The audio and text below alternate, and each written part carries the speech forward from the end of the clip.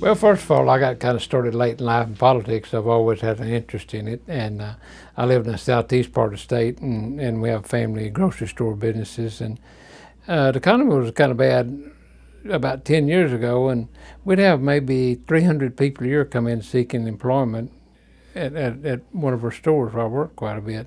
So I thought, maybe we can do better at that, especially for the southeast part of the state where we have chronic low per capita income, high employment, etc. There's nothing quite like it. It's you read about it, but once you're here, you kind of see that it's in spite of the way we do business, sometimes it still seems to work, and this democracy, I guess, in general, has been able to survive. It's been great to be a part of it. I really enjoyed it.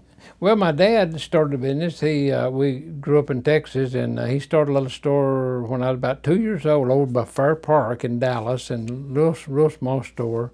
And he run it for a while, and then we moved out in the country and had a small country store, and I worked in it in high school. And then I came to Oklahoma in the early 70s, and we put in stores. So that's how we wound up here, and I love this state. And it's always a little bit of a rivalry before where I came from, Texas. We kind of fuss back and forth, but it's all in good nature most of the time. Well, when you're a little bit older, it makes it a little bit easier because I have 3 grown children, and they're all away from home now, so it makes it easier. I kind of feel for some of these younger guys, that's right, and they got children at home, and they really sacrifice a lot to be up here.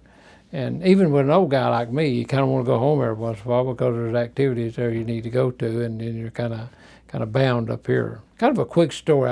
When I came to Oklahoma many years ago, Carl Albert was Speaker of the House, and he's from McAllister, just north of my district.